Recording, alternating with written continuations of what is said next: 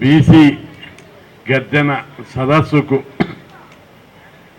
అధ్యక్షత వహించినటువంటి బీసీ గలం విప్పి ఈ కులాలను ఐక్యం చేసి రాజ్యాధికారం వైపు నడిపించాలని నడుం కట్టినటువంటి రాఘవేందర్ గారికి, అదేవిధంగా ఈ కార్యక్రమానికి వచ్చినటువంటి అతిథులందరూ, ముఖ్యంగా గుజ్జ సత్యనారాయణ గారు, నిర్మల గారు, ఐజీ నరసింహ గారు, అదేవిధంగా బొమ్మ రఘురామ్ నేత గారు, జల్లి నరేందర్ గారు, దేవరాజ్ గౌడ్ గారు, అదేవిధంగా రాజు గారు, కేవీ గౌడ్ గారు, మన లీడర్లందరికీ వేదిక మీద ఉన్న లీడర్లందరికీ పేరు పేరు మీద నా యొక్క హృదయపూర్వక నమస్కారాలు. ముఖ్యంగా చాలామంది అందరూ అన్ని విషయాలు మాట్లాడారు. ఈ విషయం లోపల అందరితో ఏకీభవిస్తూనే ప్రభుత్వాలు అధికారంలో ఉన్నటువంటి పార్టీలు అన్నీ కూడా బీసీ వ్యతిరేక వైఖరి అవలంబిస్తున్నాయని అనేక సందర్భాల్లో మనకు తెలుస్తుంది. ముఖ్యంగా అన్ని విషయాలను కోకుండా ఒకటి అందరూ చాలా విషయాలు చెప్పారు. కానీ ఒక రెండు విషయాల మీద దృష్టి పెట్టి మన జాతిని ఎట్లా ఫైటింగ్కు తయారు చేయాలి, యుద్ధానికి. ఎప్పుడు కానీ ప్రపంచంలో జరిగిన విప్లవాలన్నీ ఒక ఇష్యూ రెండు ఇష్యూల మీదనే ప్రజలను సమీకరించి విప్లవాలు తీసుకొచ్చారు, జాతిని ఐకమత్యం చేశారు. నేను నిరాశ నిస్పృహపరచాను. బీసీ జాతి లోపల జాగృతం చేయాలి, నిరాశవాదం కాదు. పటుత్వం, ఐకమత్యం ఎట్లా రావాలి, పట్టు కోల్పోతున్న జాతికి ధైర్యాన్ని నెట్టివ్వాలి, నాయకత్వాన్ని నెట్టివ్వాలనేదే నాయకుని లక్షణం. ఆ దిశగానే మనం మాట్లాడుకున్నాం. మన పోరాటం వల్ల 42% రిజర్వేషన్లు స్థానిక, మనం రెండు మేజర్ పాయింట్ల మీద పోరాడుతున్నాం. ఒకటి, రాజ్యాధికారం చట్టసభలో రిజర్వేషన్లు కావాలి. రెండవది, జనరల్ లోకల్ బాడీలో కూడా జనాభా ప్రకారం రిజర్వేషన్లు పెట్టాలని కొట్లాడుతున్నాం. దానికి స్పందించి ప్రజల్లో ఉన్నటువంటి చైతన్యాన్ని, సామాజిక స్పృహను పసిగట్టి రాహుల్ గాంధీ కాంగ్రెస్ పార్టీ 42% పెడతామని కామారెడ్డి డిక్లరేషన్లో ఎన్నికల మేనిఫెస్టో పెట్టారు. కానీ అధికారంలోకి వచ్చినాకనే వెంటనే 42 కాకుండా పాత పద్ధతి ఎన్నికలు జరుపుతానని చెప్పి రేవంత్ రెడ్డి అనౌన్స్ చేశాడు. ఖబర్దార్, ఎట్లా పెడతావు? మీరు 42 అనౌన్స్ చేసినందుకే నీకు ఆ సీట్ దక్కింది, లేకపోతే నువ్వు ఆ సీట్ మీద కూర్చుంటువా అని చెప్పి బీసీలందరూ ఎదురు తిరిగి ధర్నాలు చేస్తే తెట్టకేలకు అనేక అవరోధాలు, అవంతరాలు సృష్టించి 42 పోయారు. 42 పోతే మనమందరం సంతోషపడ్డం వినబడ్డదని. ఈ 42%కు చాలామంది అనేక రకాలుగా వక్రీకరించారు. ఇది అయ్యేది కాదు, పోయేది కాదు. నిజంగా ప్రాక్టికల్గా వేరే రాష్ట్రాలలో చూస్తే అయ్యేది కాదు, పోయేది కాదు. కానీ నాకు ఒక నమ్మకం, తెలంగాణ గడ్డ పౌరుషాల గడ్డ, ఈ గడ్డ మీద అది వస్తే నిలబెట్టుకునే శక్తి బీసీలకు ఉన్నది అని చెప్పి, లేదు నువ్వు వెంచు మేము నిలబెట్టుకుంటామని చెప్పాం. దానికి 42% రిజర్వేషన్లకు రాజ్యాంగ పద్ధతి ఉంది, చట్టబద్ధత ఉంది, న్యాయబద్ధత ఉంది. ఎట్లా ఇది జరగాలి మన జాతికి అని చెప్తున్నా. రాజ్యాంగంలోని 243 ఆర్టికల్ D6 ప్రకారం ఒక ఆర్టికల్ ఉంది, బీసీలకు లోకల్ బాడీలో రిజర్వేషన్లను నిర్ణయించే అధికారము రాష్ట్ర ప్రభుత్వానికి ఇచ్చినాము. మరి ఆ రాజ్యాంగంలోని ఆర్టికల్ ప్రకారమే రాష్ట్ర ప్రభుత్వానికి ఇచ్చారు, జీవోలో కూడా తీశారు. ఆ తర్వాత చట్టబద్ధత, అసెంబ్లీ లోపల బిల్లు పెట్టి చట్టబద్ధత ఇచ్చారు. ఇక న్యాయబద్ధత, సుప్రీంకోర్టు ఏమన్నది, జనాభా లెక్కలుంటే పెంచుకోవచ్చు అని చెప్పింది. జనాభా లెక్కలు తీస్తే 56 ఉన్నాయి, 42 ఉన్నది. కాబట్టి దీనికి న్యాయబద్ధత ఉంది. కాబట్టి కోట్ల ఓడిపోదు, గెలుస్తుంది అని చెప్పి మనం అందరం గట్టిగా ఫైట్ చేసినాం. చేస్తే హైకోర్టు ఒక ఫస్ట్ డే ఇవ్వలేదు స్టే, సెకండ్ డే ఇవ్వలేదు, థర్డ్ డే ఇవ్వలేదు, 4వ రోజు స్టే ఇచ్చింది. ఎన్నికల నోటిఫికేషన్ వేసినాక స్టే ఇచ్చింది. అంటే ఏ రాజకీయాలు దాన్ని ప్రేరేపించినాయి, ఎవరి వల్ల ఆ విధంగా తయారైందో మనం పసిగట్టాం. అప్పుడు ఇబ్బంది జరిగే రాష్ట్రం అంతా బగ్గుమన్నది. మనమందరం బంధు పిలిపించాం. బంధు పిలిపిస్తే ఎంత బ్రహ్మాండంగా బంద్ జరిగిందంటే గతంలో ఏ రాజకీయ పార్టీ ఏ నాయకుడు ఎటువంటి సందర్భంలో అంత బ్రహ్మాండంగా బంద్ జరగలేదు. అది బీసీల యొక్క పోరాటానికి చిహ్నం. బీసీ ఉద్యమం బలహీన పడలేదు.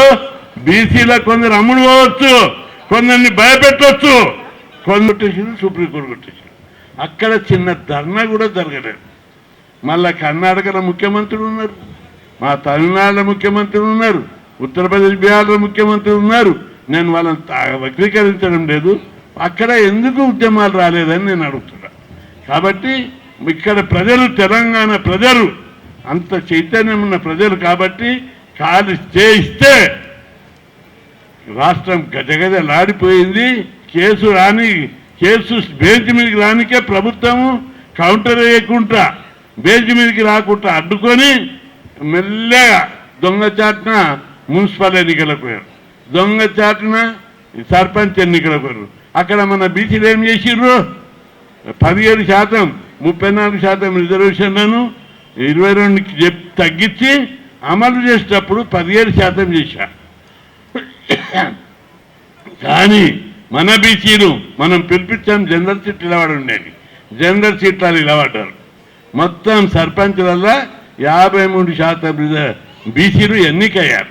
అంటే రిజర్వేషన్లు వీళ్ళు 17 ఇస్తే చట్ట ప్రకారం 22 ఇస్తే మన వాళ్ళు 53% మంది గెలిచారు. మున్సిపల్ లోపల 34 పెట్టారు, కానీ 28కి అమలు చేశారు. కానీ ఎన్నికలలో 69% మంది గెలిచారు. ఈ విధంగా ఎంత తిప్పి కొడితే కూడా మన వాళ్ళు తిప్పికొట్టి జనరల్ సీట్లలో గెలిచారు. కాబట్టి ప్రభుత్వం భయపడిపోతుంది. అరే ప్రజలలో చైతన్యం వచ్చింది. దీన్ని అప్పటి నుంచి రేవంత్ రెడ్డి ఒక రీసెర్చ్ మింగిపెట్టాడు. ఈ బీసీల చైతన్యాన్ని ఎట్లా దెబ్బకొట్టాలి అంటే వీళ్ళందరూ చదువుకుంటున్నారు. ఫీజు రియంబర్స్మెంట్ ఉంది. మనం కొట్లాడి 5 రోజులు నేను అమరనిరాధ చేసి ఆ పథకం పెట్టించాం.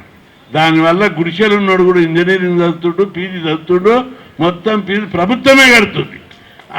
దాని ఒక కారణం. గురుకులాలు ఉన్నాయి, హాస్టళ్ళు ఉన్నాయి.